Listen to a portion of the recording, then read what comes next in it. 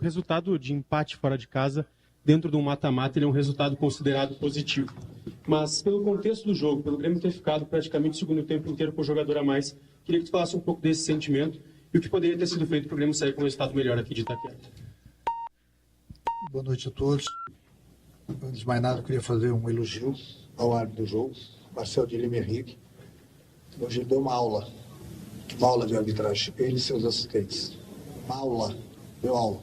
É assim que tem que ser, independente do local do jogo, independente do adversário.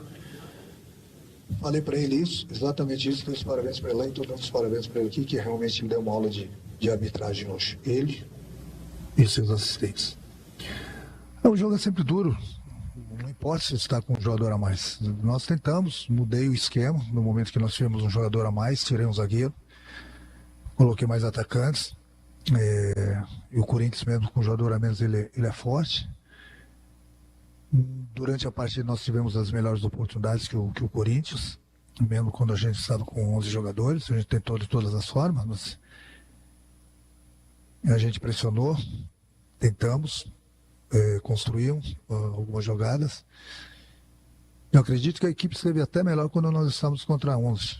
No momento que o Corinthians perdeu um jogador, é aí que me preocupa sempre. Aí sempre tem um ou dois jogadores que acham que não precisam mais correr porque o adversário está com um jogador a menos. E aí, às vezes, tem um jogador a mais no papel.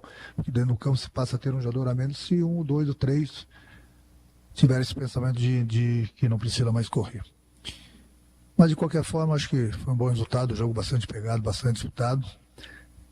Eu tentei de tudo para que a gente ganhasse o jogo. Mas o Corinthians, volta a repetir, um time mesmo com um jogador a menos muito forte. E é sempre difícil jogar aqui dentro, principalmente. E é uma partida de 180 minutos. Nós jogamos primeiro 90 minutos. Ninguém teve a vantagem. Agora nós vamos ter mais 90 minutos em frente à nossa torcida. Pode ter certeza que vai ser mais um jogo duro, difícil. Mas o nosso objetivo é, lógico, buscarmos a classificação para a próxima fase. Renato, independentemente dos esquemas que você já utilizou na temporada, o Grêmio, quando ia jogar fora de casa, em alguns meses, aí sentia a pressão da torcida, sentia o nervosismo, a bola queimava. E hoje o torcedor observou um time maduro, não sentindo ou se sentiu, conseguiu ocultar bem a pressão da arquibancada, a pressão do Corinthians em tentar ter o resultado para sair com a vantagem. Eu queria que falasse dessa maturidade do time, que você conseguiu aí em alguns dias, algumas semanas, colocar em prática, mesmo não tendo tanto tempo para treinar, basicamente na conversa com os atletas. A maturidade eles sempre tiveram, né? O que mudou foi a confiança. No momento que você busca os bons resultados, como a gente conseguiu nos últimos jogos, saímos de uma situação saímos um pouco da situação difícil que a gente se encontrava no Brasileiro, conseguimos a classificação na Copa do Brasil. A cada partida a minha equipe vem subindo de produção. Temos esse prejuízo, que eu tenho que voltar a falar que a gente não tem casa para jogar, mas o nosso prejuízo maior no momento é que os jogadores não estão conseguindo descansar, não estão conseguindo dormir direito. Hoje, mais uma vez, como tem sido nos últimos jogos, a gente joga fora da nossa casa. Hoje nós vamos pegar um voo aí de 2, 3 horas da manhã para ir para Porto. Quer dizer, resumindo, os jogadores vão dormir com o sol na cara. E aquele sono da noite é bem diferente do sono do dia. Aí os jogadores não conseguem descansar direito. Eu não tenho tempo para treinar, principalmente a parte tática, porque o pouco tempo que eu tenho eu preciso recuperar meus jogadores. Procuro mostrar para eles mais em termos de vídeo, de 10, 15 minutos dentro do campo. É muito pouco tempo, devido ao cansaço do grupo, devido às viagens, devido à sequência de jogos. E é muito difícil sempre você colocar o mesmo time em campo a cada 3 dias. Digamos que é quase que impossível, senão você começa a perder os jogadores. Mas o que me deixa feliz é a atitude que o meu grupo vem tendo dentro do campo, independente da competição que a gente joga, Libertadores, Copa do Brasil, Brasileiro. O Grêmio voltou a ser o Grêmio. E isso tudo é muito importante na parte psicológica dos jogadores e a volta da confiança. Então, quando você fala que os jogadores tiveram uma atitude dentro do campo, ou tiveram uma malandragem, uma experiência a mais, não, eles têm isso. Infelizmente, a gente não via tendo aqueles resultados que a gente esperava.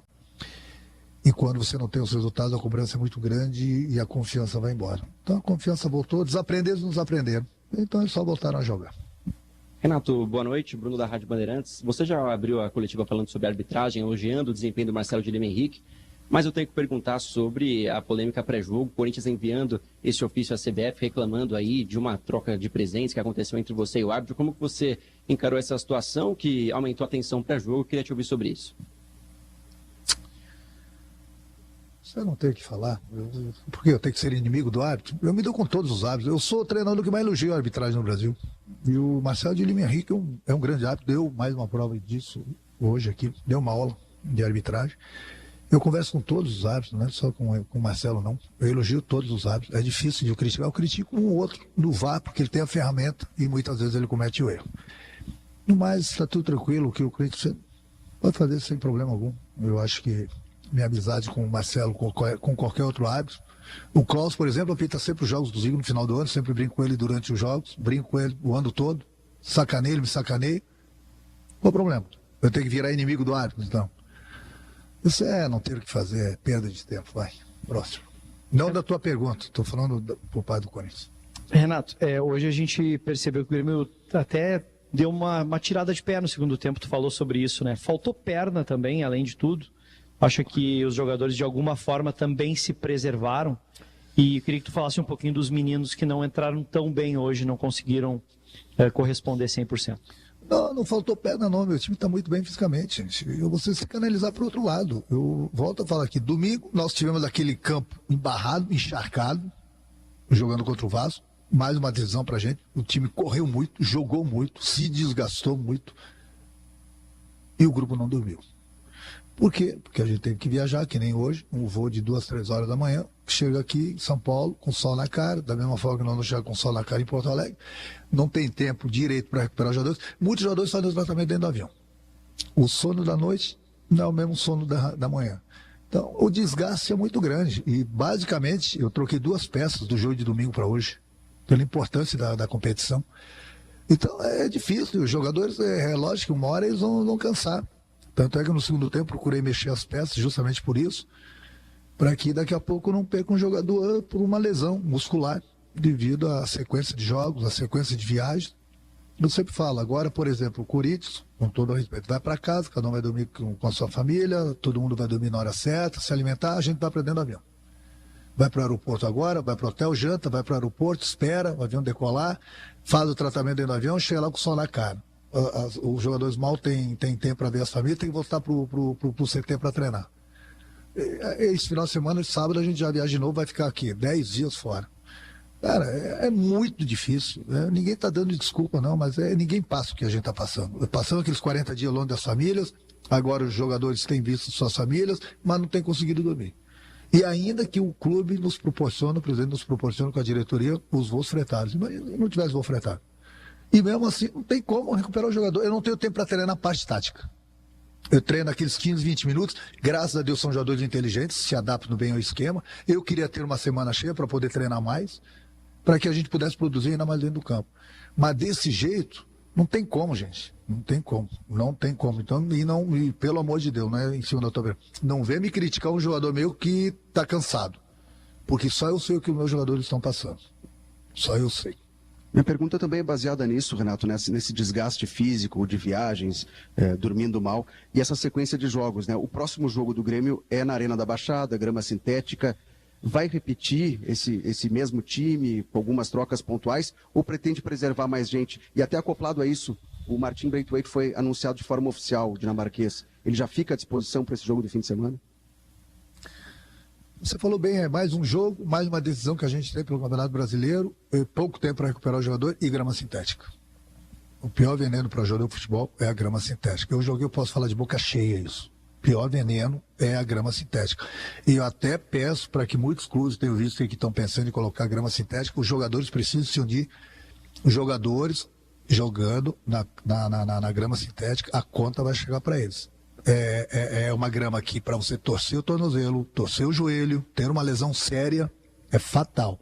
E muitas vezes, às vezes as pessoas falam assim, ó, vamos colocar grama sintética. Eu já falo para os meus jogadores, vocês precisam se unir, vocês precisam abrir a boca, vocês precisam dar suas opiniões para que vocês não gostem de jogar em grama sintética, porque é terrível para o jogador de futebol.